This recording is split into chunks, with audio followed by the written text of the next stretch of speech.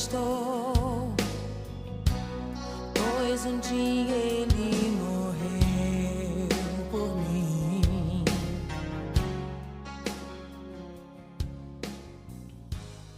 Livre estou.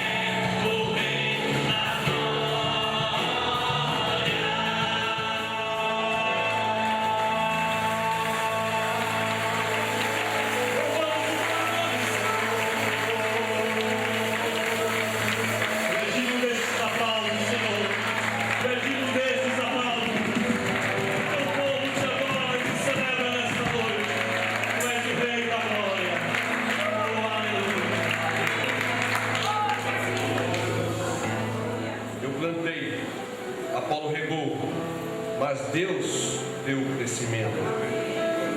Pelo que nem o que planta é alguma coisa, nem o que rega, mas Deus lhe dá o crescimento.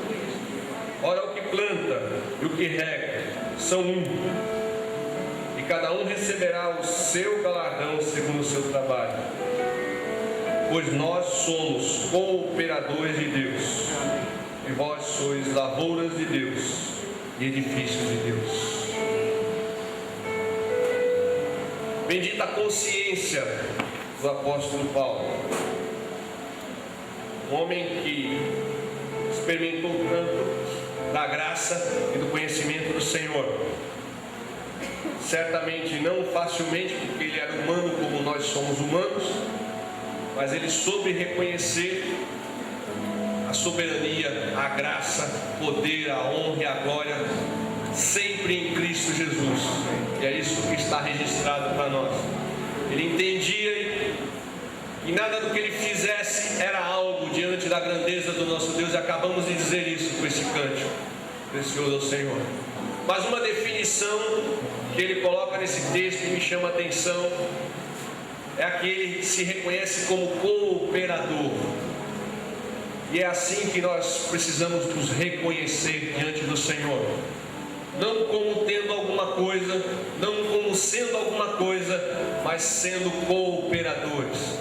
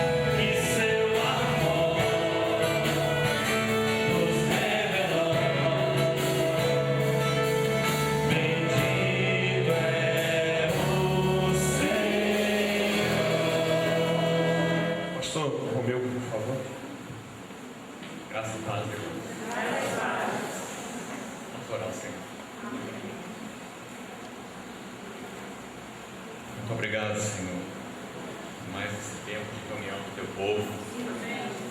Obrigado pela tua fidelidade que nos reúne. Não consideramos coisa comum estarmos reunidos debaixo do teu nome. Apreciamos isso como vindo de ti. Por isso, mais uma vez, nós rendemos a ti nossos corações e Pedimos ao Senhor que tome nas tuas próprias mãos a tua palavra, que o Senhor mesmo possa abri-la aos nossos olhos. Concede-nos espírito de sabedoria e de revelação. Ilumina os olhos do nosso entendimento, para que possamos ver segundo o teu ponto de vista. Nós olhamos para ti, nós esperamos tudo de ti. Em nome do Senhor Jesus. Amém. Vamos abrir nossas Bíblias na Epístola de Paulo aos Romanos, capítulo 5. Romanos, capítulo 5. Vamos ler com muita atenção a partir do verso 12.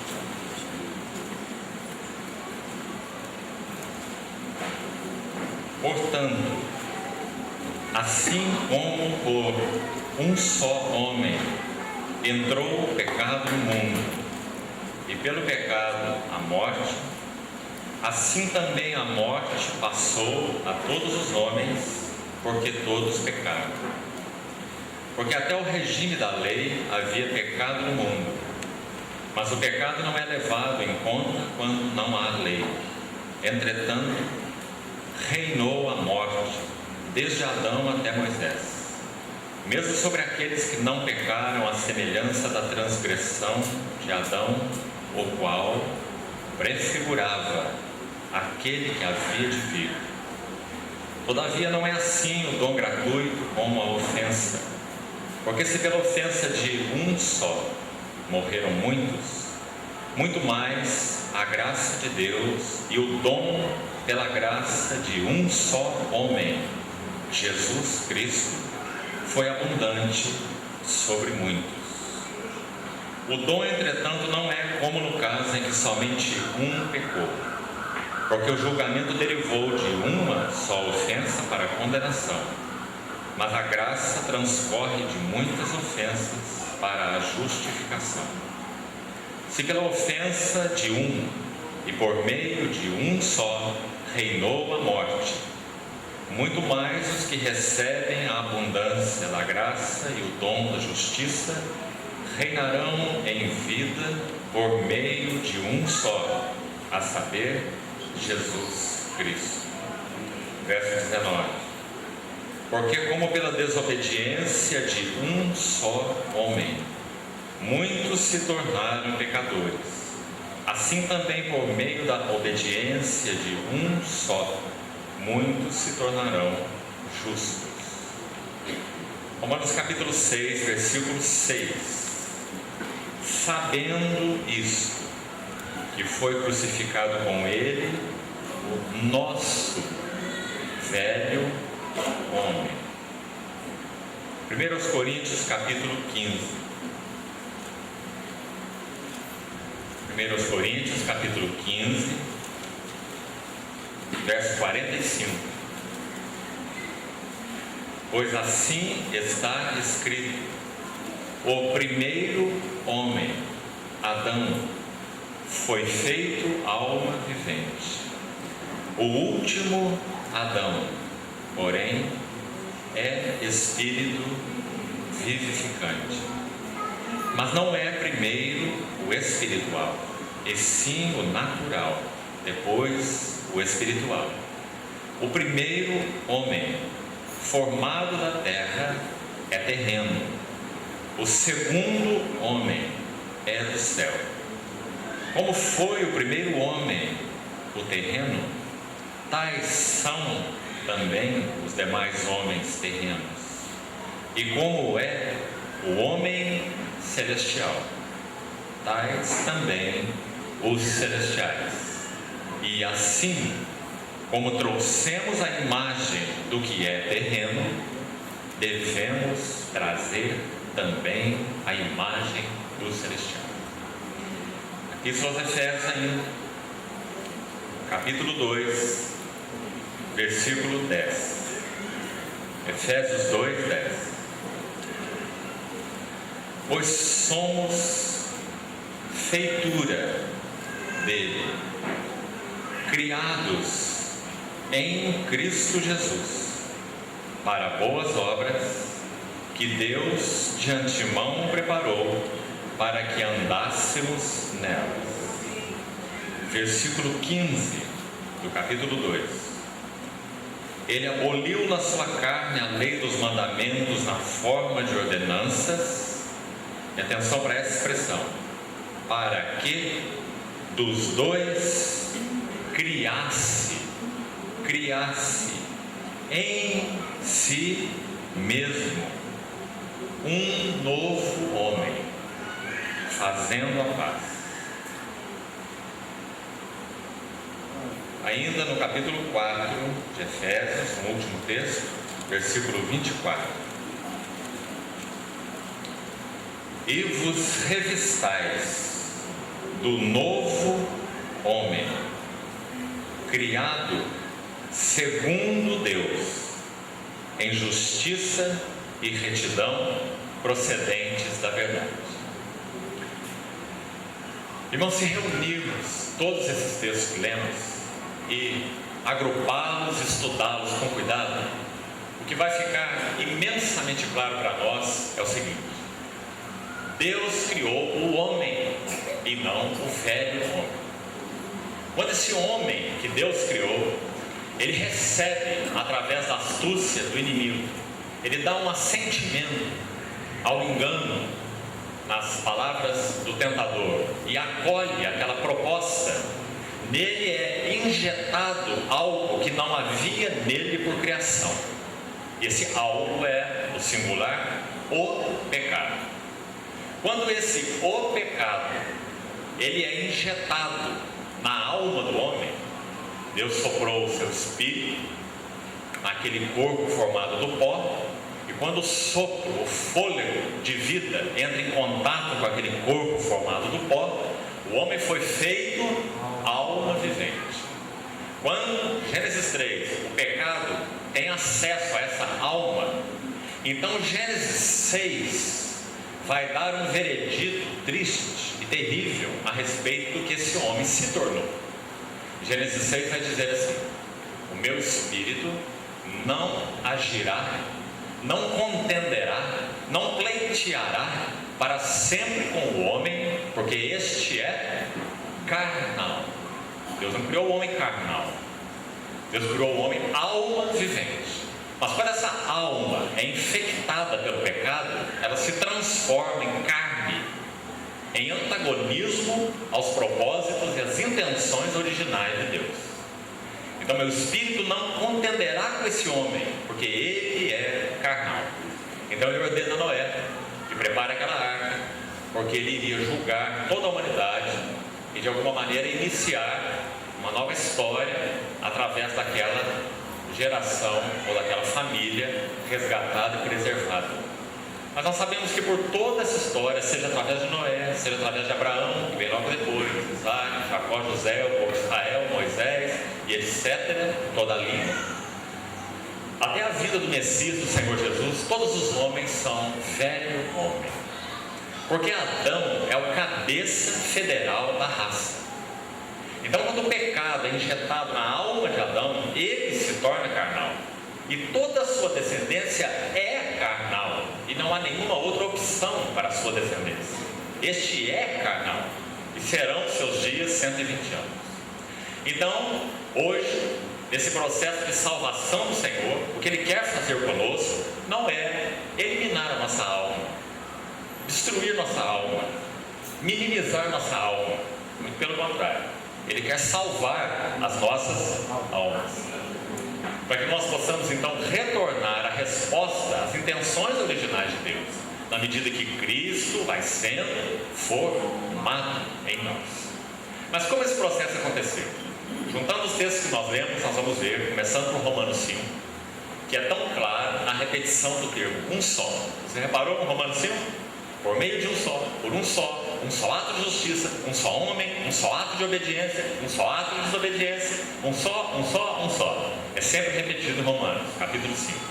Porque esse um só é Adão, esse outro um só é homem, Cristo, esse um só ato de desobediência é o ato de desobediência de Adão, esse um só ato de justiça é o ato de justiça de Cristo, cumprindo todo o propósito de Deus na cruz. Então o que nós temos em Romanos 5 são dois homens. Ou nós estamos em Adão, ou nós estamos em Cristo. Esse é um fato único. Nós não podemos habitar em dois homens ao mesmo tempo. Sim, há ainda em nós um velho homem. Se você estudar com cuidado, especialmente Romanos, você vai ver que não há diferença entre o velho homem e a carne, porque os dois apontam para uma natureza adâmica pecaminosa. É assim que se define o velho homem. O que é o velho homem? É a natureza adâmica pecaminosa que está em nós, ou não está em nós. Por que Gálatas diz assim? O espírito milita contra a carne. Olha, se nós não tivéssemos carne, não tivéssemos esse velho homem ainda aqui potencialmente em nós, que luta é essa? O que Paulo quer dizer com o espírito milita contra a carne? Para cristãos e não para ímpios, é claro. Porque os dois são opostos entre si. O ímpio não tem o Espírito Santo, só o cristão tem o Espírito Santo. E o espírito milita contra a carne, e a carne milita contra o espírito, para que não façais o que porventura seja do vosso querer. Então, esse velho homem, estabelecido, originado a partir da entrada do pecado na alma do homem, ele só foi tratado pelo próprio Senhor Jesus, o novo homem, pessoal. Depois nós vamos ver mais detalhes sobre isso, na obra que ele realizou na cruz do Calvário, objetivamente. Em nós, quanto à nossa natureza, nós ainda temos em nós o velho homem. Só que quando aprendemos a viver a vida no Espírito, aí nós vamos além de Romanos 6, nós vamos para Romanos 8. Então nós vamos perceber que na vida do Espírito, habitando em Cristo e Ele habitando em nós, aprendendo a seguir a liderança do Espírito, todos que são guiados pelo Espírito de Deus são os filhos de Deus. Então nós vamos descobrir que a lei do Espírito da vida em Cristo Jesus nos livra da lei do pecado e da morte, que ainda permanece em nós, na nossa carne. Por isso Paulo, em Romanos 7, diz: miserável homem que eu sou, quem me livrará do corpo dessa morte? Então, quando ele entra em Romanos 8, ele mostra que a única maneira de ser livrado de um viver carnal, possível para o cristão, é claro.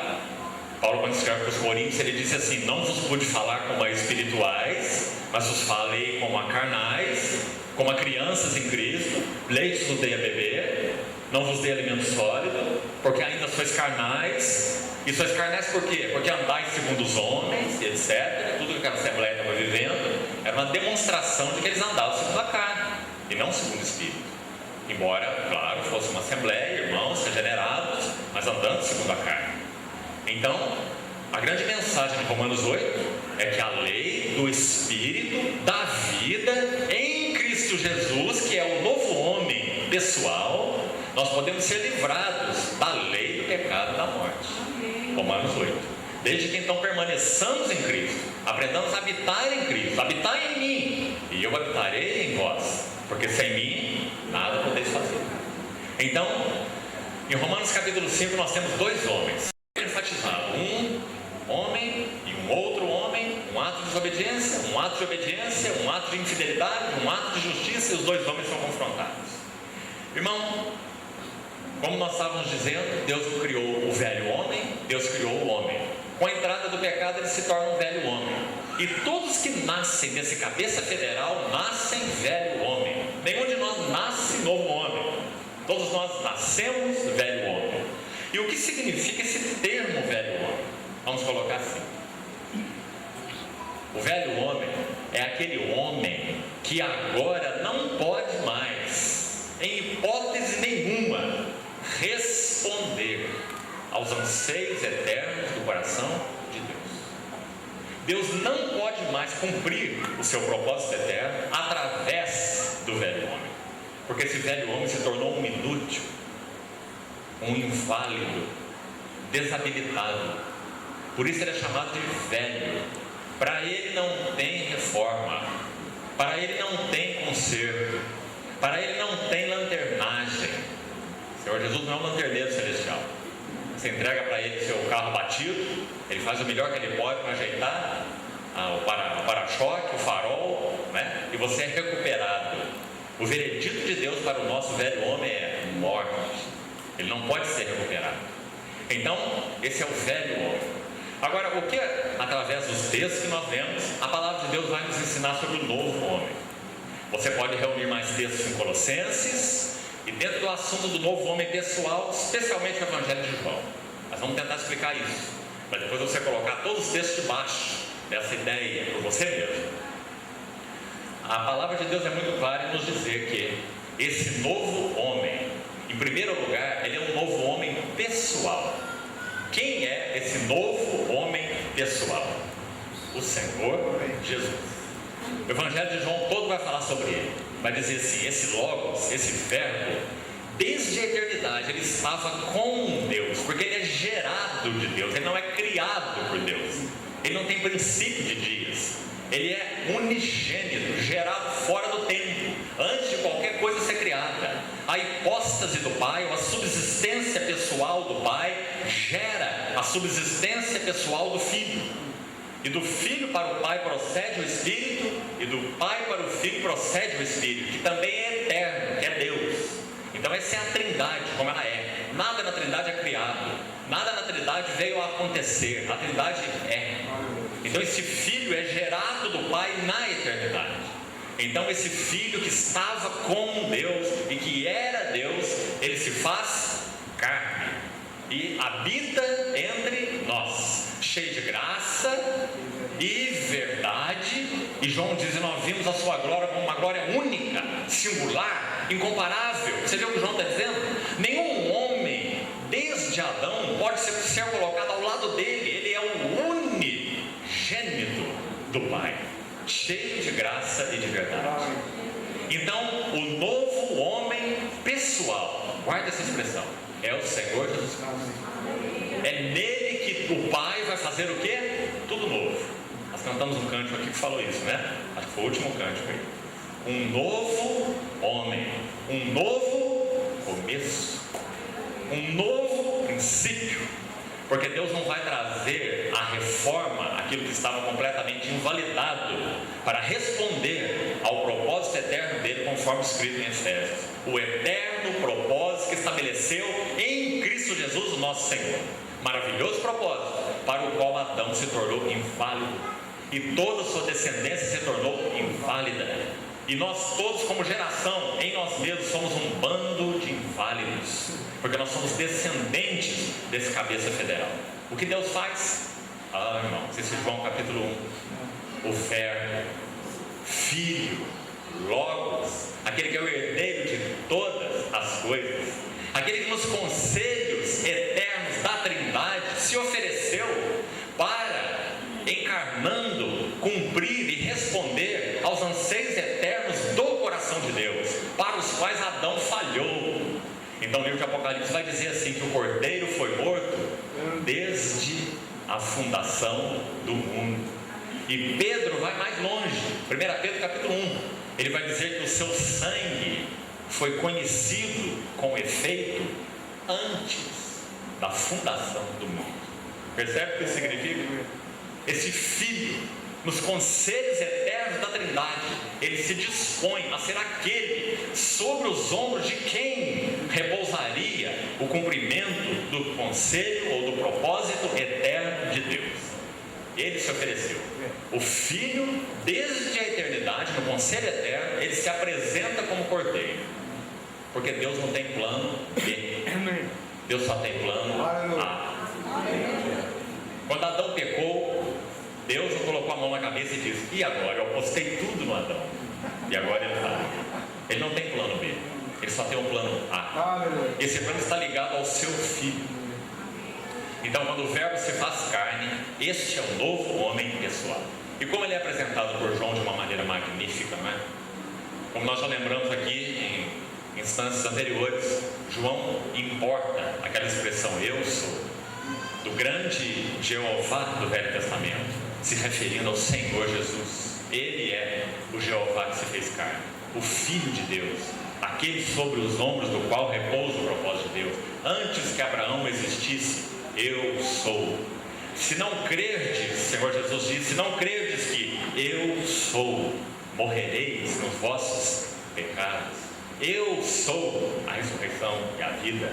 Eu sou o pão da vida. Eu sou a luz do mundo. Eu sou a porta das ovelhas. É isso que ele é. Eu sou a videira verdadeira e vós os ramos. Você vê o significado disso, irmão? Então, quando o verbo se faz carne, o que Deus obtém? O novo homem pessoal, o novo princípio.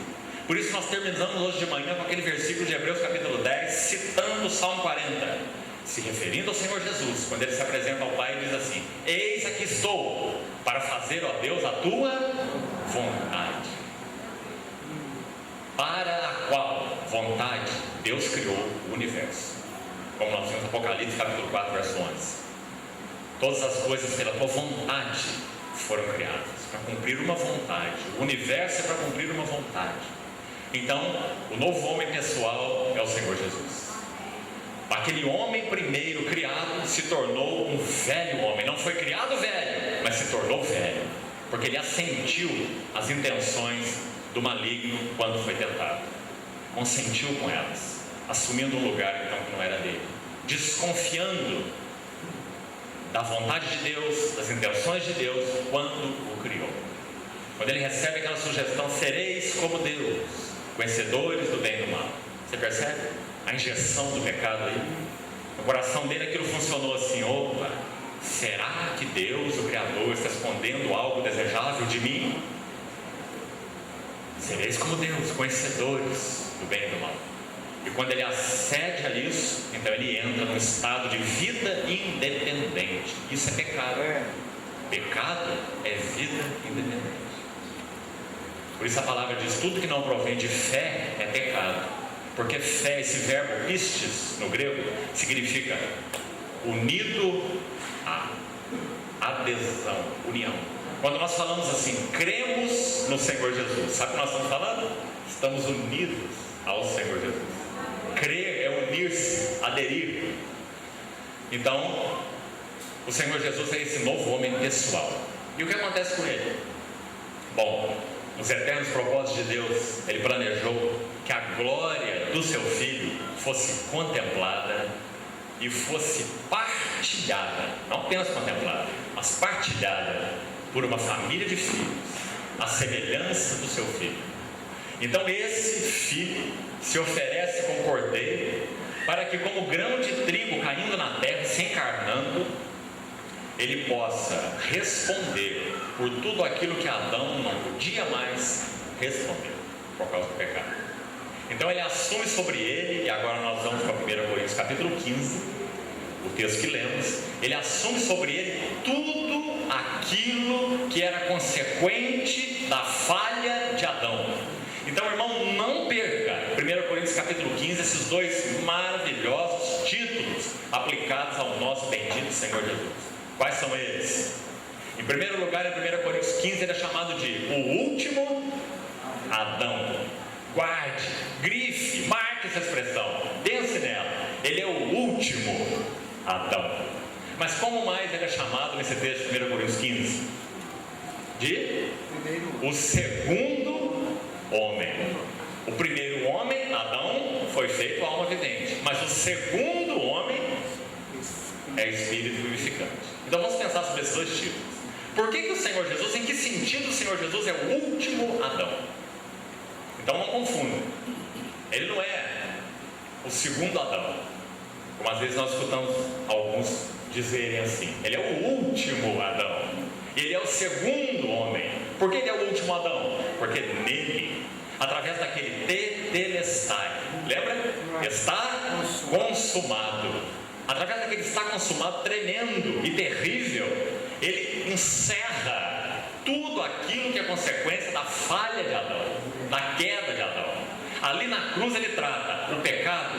Aquele que não conheceu o pecado, Deus o fez pecado. Veja que está no singular, porque o pecado é a raiz de todos os pecados.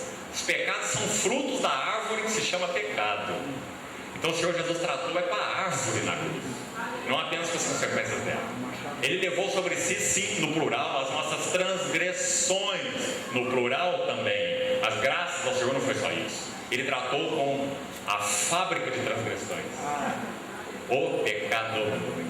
Então, aquele que não conheceu pecado, Deus o fez pecado por nós. Segundo, na cruz ele trata com a carne, porque Gálatas 5:24 vai dizer assim: os que são de Cristo Jesus crucificaram a carne com as suas paixões e concupiscências. Pecado, carne. Mas tem mais dessa vitória preciosa do novo homem pessoal, o Senhor Jesus. Ele trata com o mundo. Gálatas 6,14 vai dizer assim: longe de mim esteja gloriar-me, senão na cruz do nosso Senhor Jesus Cristo, pela qual, a cruz dele, o mundo está crucificado, para mim e eu para o mundo. Então aqui no versículo Gálatas 6,14 você já tem mais dois elementos: o mundo e o ego. Ele diz: e eu estou crucificado para o mundo. Então ele tratou na cruz com o pecado, 2 Coríntios 5:21, com a carne, Gálatas 5:24, com o mundo, Gálatas 6,14, com o ego, ainda Gálatas 6,14. Já tem mais um aqui: o diabo. Colossenses capítulo 2, versos 14 e 15. Ele, tendo cancelado o escrito de dívida que era contra nós, que nos constava de ordenanças. O que significa isso? Significa que a lei moral de Deus, ela é, me permita o termo aqui, impassável. Ela não passa, ela é eterna. A lei é santa, justa e espiritual. O problema não está com ela, o problema está comigo. Eu sou carnal, vendido à escravidão do pecado. Então essas requisições da lei moral de Deus: amarás o Senhor teu Deus de todo o teu coração, toda a tua alma, todo o teu entendimento, todas as tuas forças. Qual homem poderia cumprir isso? Descendente de Adão? Nenhum. Porque todos nós somos um velho homem. Então a lei, as exigências morais de Deus geraram em nós um escrito de dívida. Esse escrito de dívida era contra nós e nos constava de ordenanças que nós não podemos cumprir, porque o velho homem não pode cumprir isso. Então Colossenses 2,14 vai dizer: isso nos era prejudicial. E aí, continuando, Colossenses 2,14 e 15, o Senhor Jesus o cancelou, removendo-o inteiramente e encravando-o na cruz. E o verso 15 vai dizer: e tendo despojado. Sabe o que é despojar?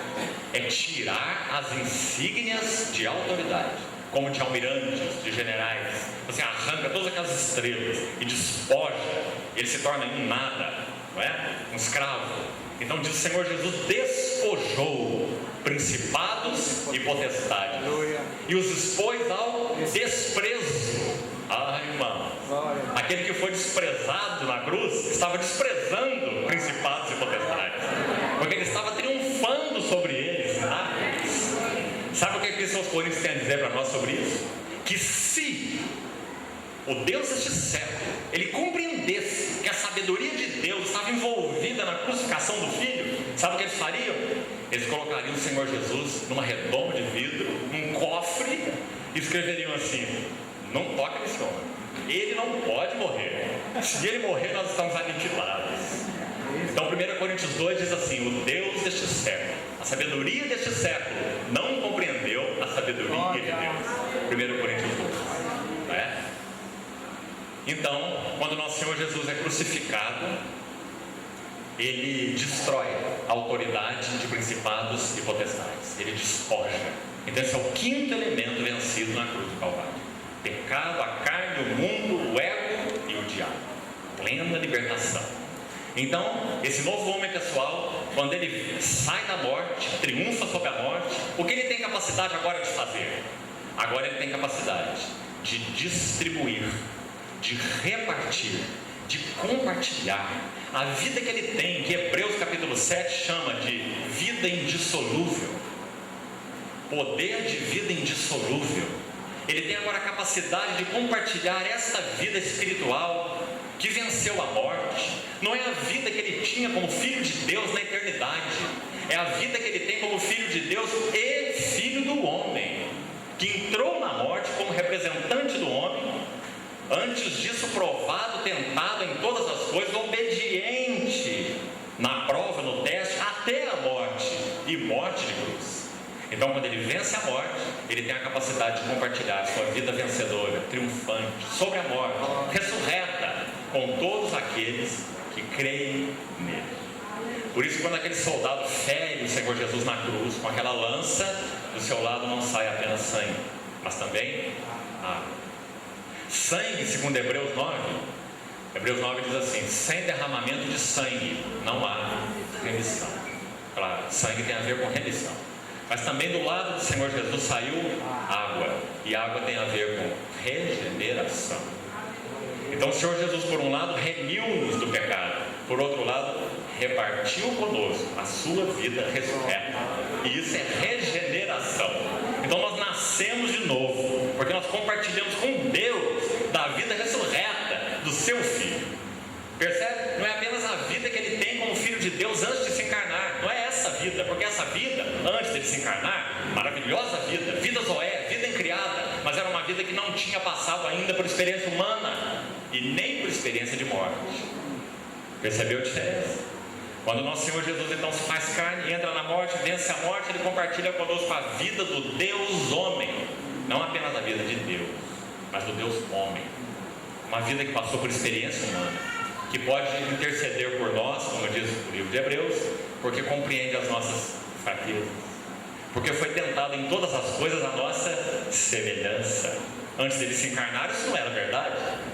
Claro, não é? Só depois que ele se encarnou e venceu a morte. Então ele compartilha conosco esta vida. Esse é o novo homem pessoal. Onde? Em Cristo Jesus. Por que em Cristo Jesus? Porque ele é o novo homem pessoal. E através desse novo homem pessoal, Deus ergue ou cria um novo homem corporativo.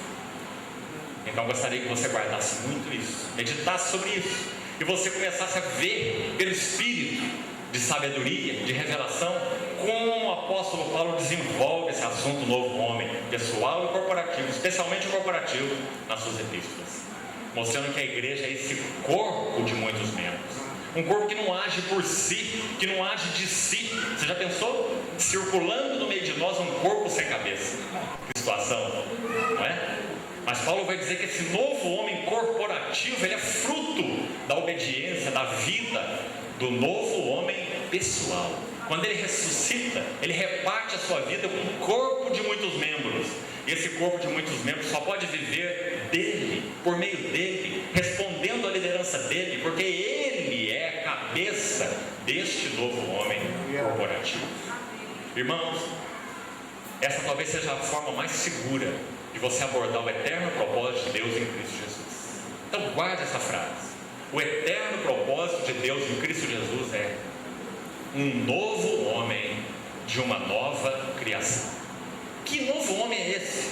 Esse novo homem é aquele que tem Jesus Cristo, o Filho de Deus, como a sua cabeça, já ressuscitado, já entronizado, essa posição dele, no trono de Deus, à destra da majestade nas alturas. A cabeça já está lá, como falamos no primeiro dia, nesse parto cósmico que está acontecendo. A cabeça já nasceu, a cabeça já apareceu, a cabeça já está no trono, e o corpo está vindo à luz, no sentido de maturidade, sendo gerado, sendo amadurecido, adoção de filhos, até que o Senhor Jesus, quando esse processo aos olhos dele estiver completo, através de um povo, no meio do povo, ele então retornará para receber essa sua noiva, que tem atraído as suas afeições.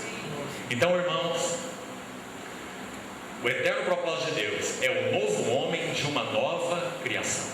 Então, quando nós vamos para Efésios e lemos essa palavra feitura, nós precisamos apreciá-la muito, porque os versos que nós temos anteriores a esse, de 1 a 3, o que nós vemos é exatamente a feiura. Se você lá, ele vai dizer assim, se você ler lá, ele vai dizer: vós, olha o material que Deus usou, que ele tomou para fazer a sua feitura. Ele diz assim: vós estáveis mortos nos vossos delitos e pecados, éreis filhos da desobediência, como também os demais, fazendo a vontade da carne e dos pensamentos, e éramos filhos da ira por natureza. Então o verso 4 vai começar o contraste. Mas Deus, que mas tremendo isso, né? Mas Deus, sendo rico em misericórdia, e por causa do quê? Porque nós éramos amáveis. Irmãos, Ele não nos amou porque nós éramos amáveis, e Ele não nos amou porque nós éramos pecadores. Também não. Sabe por que Ele nos amou? Porque Ele nos amou. Ele foi motivado exclusivamente pelo seu amor. Deus não é motivado por nada fora dele. Ele só é motivado por si mesmo. Então Ele nos amou porque Ele nos amou.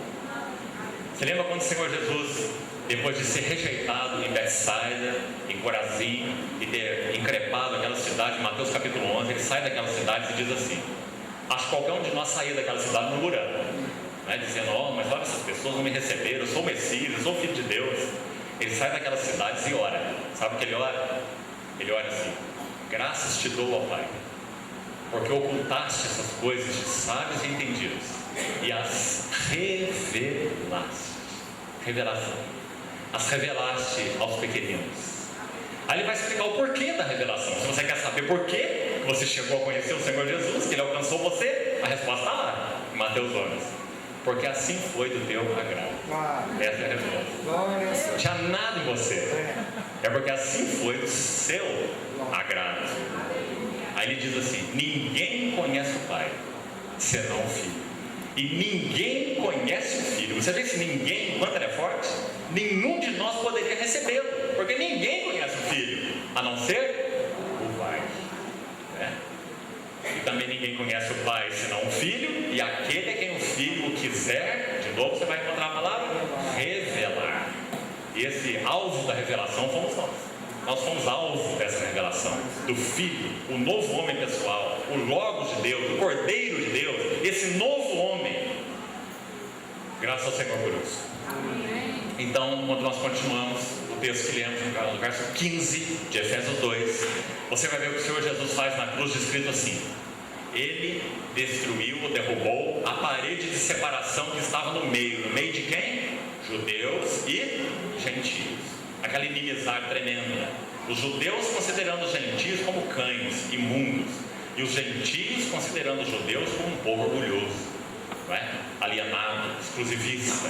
Então ele destruiu a parede de separação que estava no meio, a inimizade. E dos dois, ele fez o quê? Criou. Veja aí a palavra segunda vez: criasse. Nós já lemos essa palavra em Efésios 2:10. Nós fomos o quê? Criados em Cristo Jesus para boas obras. Criados em Cristo Jesus. E aí Efésios 2:15 vai dizer: Ele criou em si mesmo o quê? Um novo homem. Está vendo onde você encontra a autorização, base bíblica para dizer que esse eterno propósito de Deus é o novo homem de uma nova criação? Esse versículo está dizendo que o Senhor Jesus, Ele criou em si um novo homem.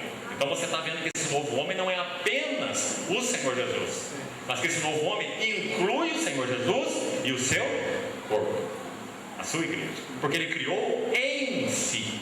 Por que esse em si? Porque Ele próprio, como novo princípio de Deus, como o homem celestial, ninguém jamais subiu ao céu, senão aquele que de lá desceu. Lembra João 3?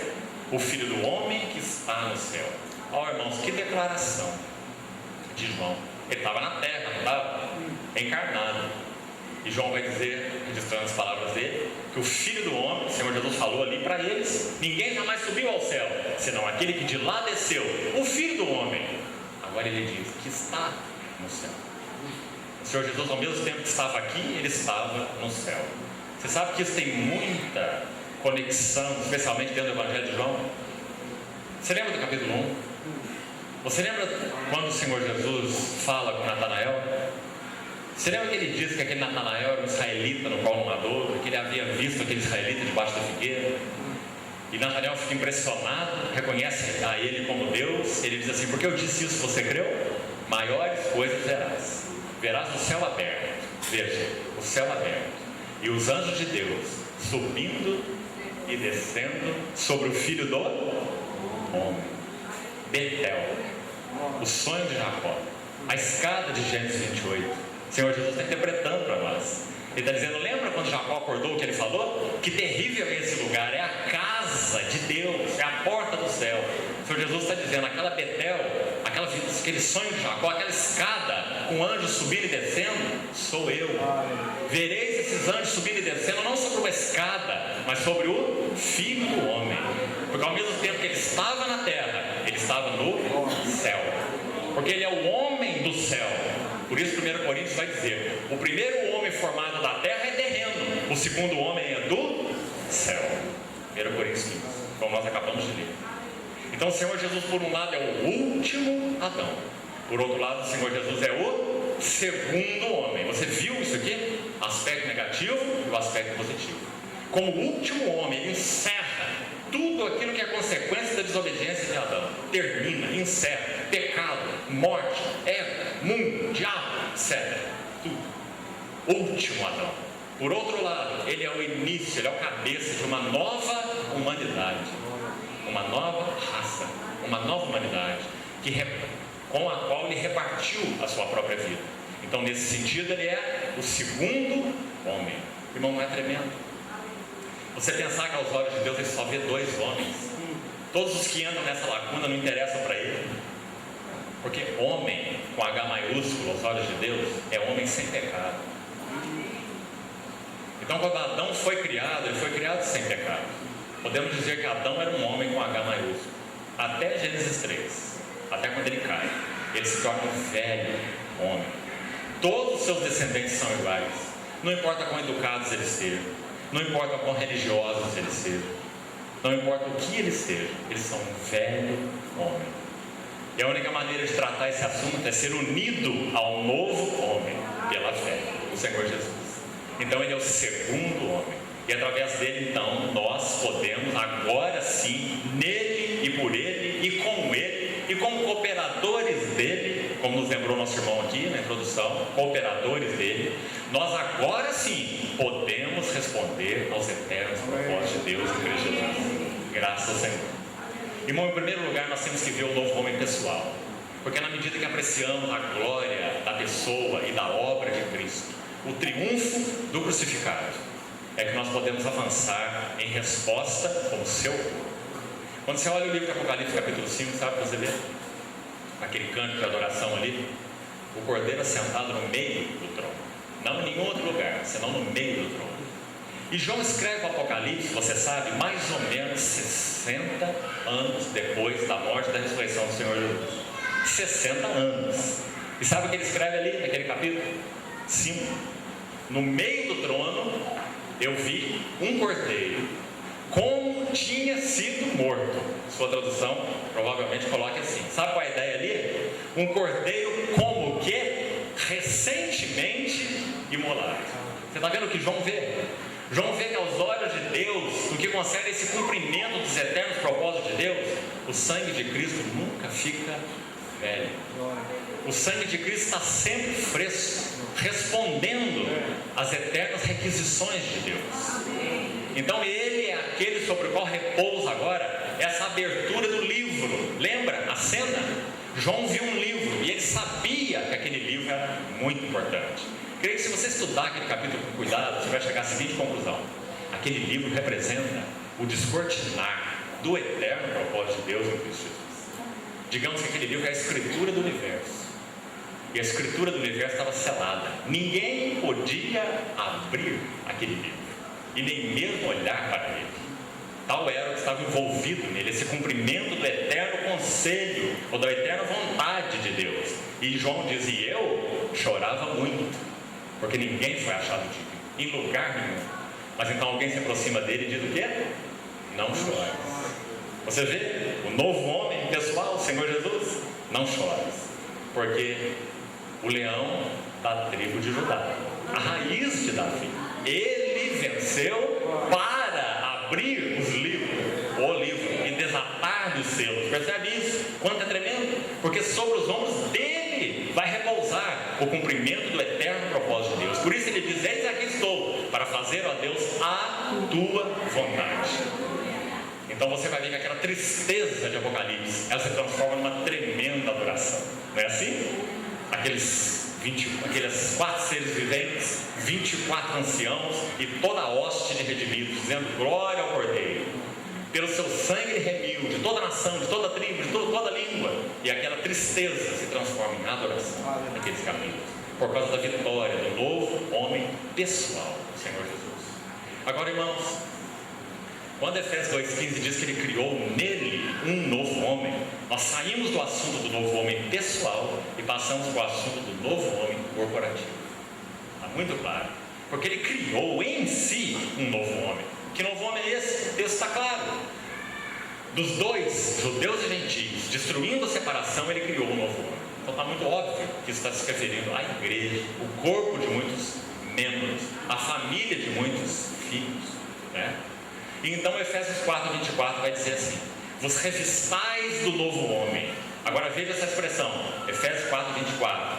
Esse novo homem é criado. Aí você tem a terceira menção dessa palavra em Efésios, só aparece 3 vezes.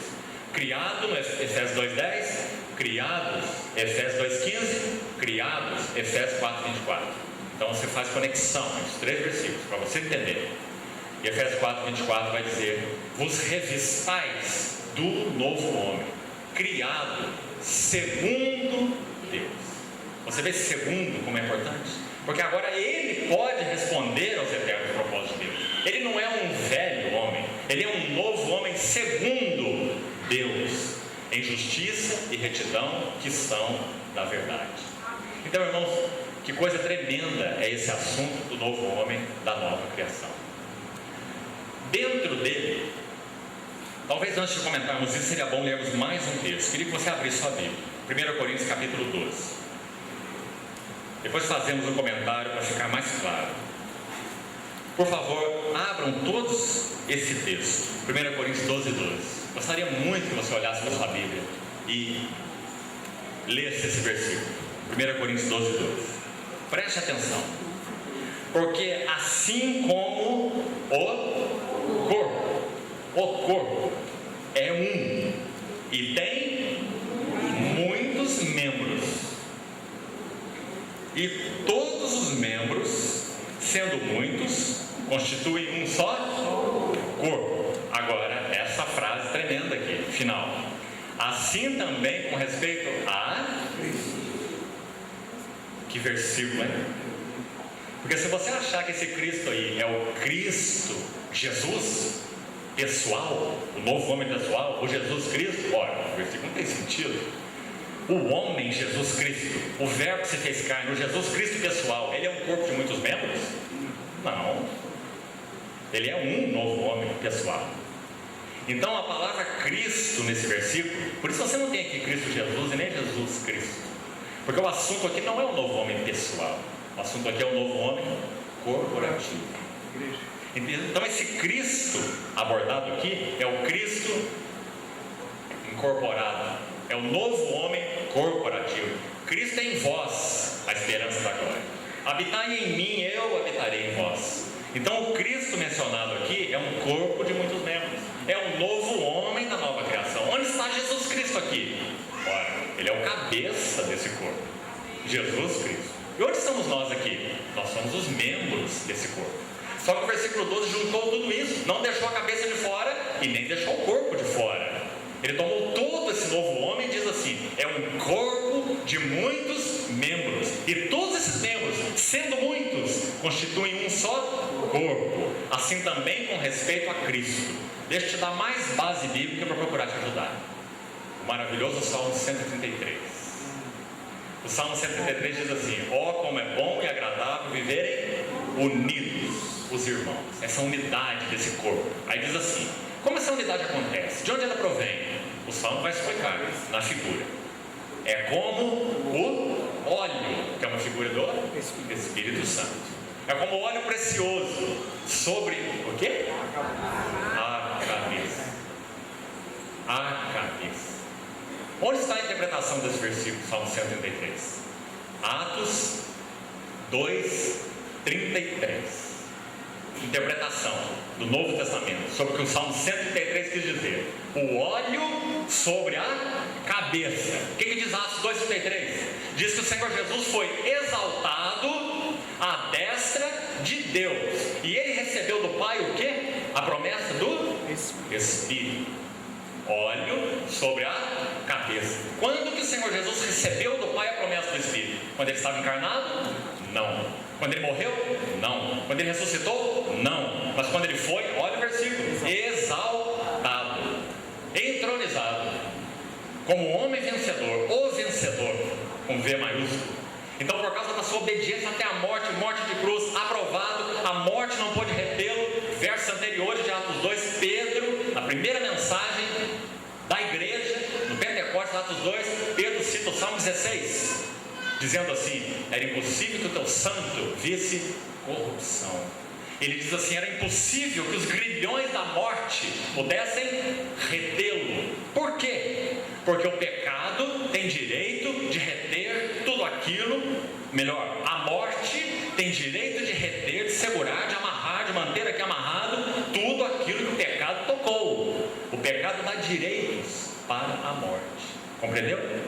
Tudo aquilo que o pecado toca, a morte tem direito de segurar, de reter. O pecado tocou a vida do Senhor Jesus? Nunca. Quando ele estava na cruz, o pecado se encarnou nele? É essa a visão da cruz? Não, absolutamente não. Quando ele clama: Deus meu, por que me desamparaste? O pecado não está se encarnando nele, nunca. Ele sempre foi o Cordeiro Santo e o Filho Santo, mas ele está vestido com peles de serpente. O pecado, de maneira judicial, legal, moral, foi colocado por Deus o Pai sobre, não em, cuidado com isso, não em, senão ele teria se tornado um pecador na cruz. Mas o pecado foi colocado sobre ele, sobre ele. Então ele foi feito pecado por nós, para que nele nós fôssemos feitos justiça de Deus. Então, irmãos, na cruz do Calvário, o Cordeiro Santo, ele é como que vestido com aquela pele de serpente, e esse pecado faz sombra entre a face dele e a face do Pai. Então ele diz: Deus meu, por que me desamparaste? E quem está clamando isso é o Cordeiro Santo de Deus, que nunca foi contaminado pelo pecado. Então Pedro, no capítulo 2 de Atos, ele vai dizer assim: ele rompeu os grilhões da morte. E veja a expressão que ele usa: porque era impossível que ele fosse retido por ela. Por que era impossível? Porque o salário do pecado é a morte. Mas o Senhor Jesus não pecou, ele não tinha salário para pagar para a morte, ele não devia nada para a morte, a morte não podia retê-lo. Então, quando ele entra na morte, é como Jonas no ventre do grande peixe. Então, indigestão na morte muito grande. A morte tem que vomitá-lo, porque agora a morte tem dentro dela alguém que não pertence a ela. A morte tem dentro dela alguém que não tem pecado. A morte tem dentro dela alguém que ela não tem direito de reter. Então, era impossível que ele fosse retido por ela. Então, Pedro cita o texto de Salmo 16: não permitirás que o teu santo veja corrupção. Graças ao Senhor. É assim que ele entra na morte, é assim que ele vence a morte. E é esse sumo sacerdote que nós temos no trono, intercedendo por nós. Graças ao Senhor, irmão. Então, depois de Pedro dizer isso, ele vai ao verso 33 e diz assim: ele foi exaltado à destra do trono de Deus, e ele recebe, agora sim ele recebe o quê? Do Pai, a promessa do Espírito. Segundo a linguagem do Salmo 133, o óleo sobre a cabeça, o cabeça exaltado. E o que ele faz com esse óleo? Retém para ele? Pedro vai dizer assim: e ele derramou isto que vedes e ouvis. Agora muitos filhos vão entrar com ele na experiência desse receber o Espírito Santo. Então aqui está 1 Coríntios capítulo 12. Por isso, logo em seguida, no verso 13, vai dizer assim: pois em um só Espírito, o óleo do Salmo 133 sobre a cabeça, que foi derramado para o corpo, em um só Espírito todos nós fomos batizados em um corpo. Você vê a clareza maravilhosa? Foi isso que o Senhor realizou depois da sua entronização, quando ele recebeu o Espírito Santo. Então o óleo sobre a cabeça, ele escorre pela barba, a barba de Arão. Por quê? Sumo sacerdote, que vive para interceder por nós. Hebreus 7,25 diz assim: Ele é poderoso para salvar totalmente aqueles que por Ele se chegam a Deus, porque Ele vive para fazer intercessão. Barba de Arão. E depois agora, talvez sua tradução diz: e desce para a gola das suas vestes. Mas a palavra não é gola, a palavra é orla. Porque quando o sumo sacerdote era ungido, o óleo não era borrifado sobre a cabeça, ele levava um banho de óleo. Então o óleo ia até as orlas das suas vestes, e não as golas das suas vestes. Ou seja, esse mesmo Espírito que foi derramado sobre a cabeça, ele então batiza todos os membros desse corpo na mesma unção, até as orlas das suas vestes. Esse é o ensino de 1 Coríntios 12. Então 1 Coríntios 12 vai dizer que esse é o novo homem da nova criação, que tem o Senhor Jesus como seu cabeça glorioso e tem muitos filhos como seu corpo. Assim como o Senhor Jesus recebeu do Pai a promessa do Espírito, ele derramou isto que vedes e ouvis. 4 vezes no sermão do Pentecostes. Irmão, você precisa estudar esse sermão, versículo por versículo, um a um, para você apreciar o que significa a primeira mensagem da vida da igreja. E quando você estudar esse versículo, você vai ver que 4 vezes é mencionada a palavra isto. Porque eles perguntam para Pedro assim: o que é isto? Estão bêbados? Estão embriagados? Aí Pedro responde assim: isto é aquilo. Aquilo que foi dito por Joel: no último dia derramarei o meu espírito sobre toda a carne. Então Pedro vai explicar o isto que eles perguntaram. E o último isto dele está em Atos 2,33. Ele recebeu do Pai a promessa do Espírito e derramou isto. Deu isto de novo? Isto que vedes e ouvis. Falando dessa presença habitadora do Espírito Santo na vida da igreja. Então agora Paulo, de maneira doutrinária, 1 Coríntios 12, ele vai explicar esse corpo, esse novo homem da nova criação de maneira maravilhosa. Eu vou te chamar a atenção para mais um detalhe aqui. Versículo 21. Não perca esse versículo. Veja lá. Você sabe que toda a questão do corpo é falada aqui. O ouvido não pode dizer para o olho, porque eu não sou o olho, não sou do corpo, etc, etc. Você conhece o texto, não é assim? Mostrando que o corpo deve cooperar, o corpo deve estar coordenado. São palavras que ele usa aqui. Agora, olha a beleza do verso 21. Para que você veja com muita clareza que esse Cristo mencionado no verso 12 é esse Cristo coletivo, esse novo homem da nova criação, que tem Jesus Cristo como cabeça vencedor e a igreja como um corpo de muitos membros. Então o verso 21 vai dizer: não podem os olhos dizer à mão, não precisamos de ti. E agora esta frase, olhe por favor para sua Bíblia: nem ainda a cabeça pode dizer aos pés, não preciso de. Ai, irmão, que coisa maravilhosa.